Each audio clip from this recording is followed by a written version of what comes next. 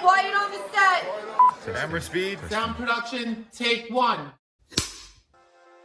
No deserto, os agentes Stipe e Libinski visitam um casal mexicano. Após escanear a casa em busca de qualquer perigo possível, eles tentam falar com o marido, que apenas continua repetindo a palavra renascimento. Ele entrega aos agentes seu rosário, mas não responde nenhuma pergunta. Sua esposa diz que ele costumava ser cego, mas não é mais. Então ela os leva ao local onde algo caiu do céu e começou tudo isso. Enquanto isso, o mecânico David está visitando o túmulo de sua esposa falecida, dizendo a ela que sua filha o visitará em breve. Depois, ele vai trabalhar e, enquanto dirige, ouve as notícias para saber sobre o estado da guerra em andamento. Na oficina, os mecânicos não estão fazendo nada, porque a crise econômica atual significa que quase não tem clientes. David não quer desistir, mas seu chefe anuncia que acabou. De repente, o veterano Zack aparece procurando emprego, e David tem que recusá-lo. Naquela noite, David vai ao bar e ouve um homem insultar o exército americano. Zack fica irritado e o confronta. Então o homem apenas paga a bebida de Zack e o segue para fora. Sabendo que o homem joga sujo, David o segue e descobre que Zack foi cercado por uma gangue. Dois caras o seguram enquanto um homem o espanca. Eles não param quando David pede, então ele se junta à luta. Mas tanto ele quanto Zack acabam facilmente dominados e sangrando. Na luta, a gangue acidentalmente puxa a perna falsa de Zack e percebe que ele é deficiente, então eles vão embora. David devolve a perna de Zack e oferece uma carona. Depois de uma conversa tensa, Zack é deixado no centro de reabilitação onde mora. Então David vai para casa e percebe que está atrasado para o próprio aniversário. Sua filha Annabelle o aguardava com um bolo, mas também traz más notícias. Ela foi forçada a abandonar a faculdade porque os 2 últimos pagamentos de David não foram processados. David promete conseguir o dinheiro em breve, mas Annabelle não quer que ele se sobrecarregue e termina a conversa com um relógio gravado como presente. David quer beber para esquecer, mas não há mais álcool em casa. Ele sai de carro para comprar mais e fica chocado ao ver uma bola de fogo no céu caindo rapidamente em direção à estrada. David tenta desviar o carro, mas acaba caindo em uma estrada em uma vala na floresta, ficando de cabeça para baixo. Após alguns minutos, David, ferido, recupera a consciência e vê alguém caminhando por perto. Ignorando sua dor, ele começa a seguir a mulher, e sussurra seu nome em uma voz familiar. No entanto, os ferimentos são demais, e David continua caindo. Na manhã seguinte, Annabelle descobre que seu pai não voltou, e fica preocupada quando ele não atende o telefone. Ela liga para a polícia, mas eles dizem que 24 horas devem se passar para considerar alguém desaparecido. Ela para na oficina, mas ninguém o viu. Annabelle continua procurando na área e finalmente encontra o veículo acidentado na vala, mas David não está por perto. A noite cai, mas Annabelle não desiste, usando uma lanterna para procurar cada pedaço da floresta. Quando as baterias acabam, ela volta para o carro e começa a perder a esperança, chorando. No entanto, quando ela liga o carro, as luzes revelam David parado no meio da estrada. Mais tarde, no hospital, David acorda para ver a mesma mulher falando com ele. Enquanto isso, o médico diz a Annabelle que encontraram algo estranho. Os registros indicam que David doou um rim para sua esposa antes de morrer, o que Annabelle confirma. No entanto, os novos raios-x indicam que ele agora tem ambos os rins. David recebe alta, mas não consegue parar de ver a mulher em todos os lugares. Então decide sentar do lado de fora na velha cadeira da sua esposa e lembrar o que aconteceu na noite anterior. Enquanto seguia a pessoa misteriosa, David caiu em uma cratera onde o objeto do céu estava brilhando. De repente, desse objeto cresceu vinhas que agarraram o braço de David. Depois que Annabelle adormece, David olha pela janela e ouve seu nome novamente. Ele segue o som até a floresta, onde fica chocado ao se reunir com sua esposa, Jane. Eles se abraçam e trocam palavras doces, antes de Jane lhe dar uma visão. Uma guerra nuclear está chegando, então David deve construir algo para proteger sua filha. Quando David chega em casa e vê nas notícias que a guerra está piorando, ele decide ir ao celeiro e começar a fazer planos. Enquanto isso, Stipe e Lubinski estão discutindo com seu chefe, que acha que procurar rochas alienígenas é uma perda de tempo quando há uma guerra acontecendo. De fato, eles já receberam ordens para abandonar essa missão e a ignoraram porque Stipe acreditava que a tecnologia alienígena poderia ajudá-los a vencer a guerra. Depois, os agentes vão ao laboratório e recebem más notícias. O espécime que trouxeram do deserto está morto. Parece que esses alienígenas não conseguem sobreviver sob o calor intenso. Desesperado por pistas, Stipe ordena que o médico abra o homem mexicano e Lubinski informa a esposa que seu marido morreu de parada cardíaca. No dia seguinte, Annabelle continua chorando enquanto assiste a vídeos de família em casa. David recupera o velho caminhão de Jane e vai ao centro de reabilitação para oferecer um emprego a Zack.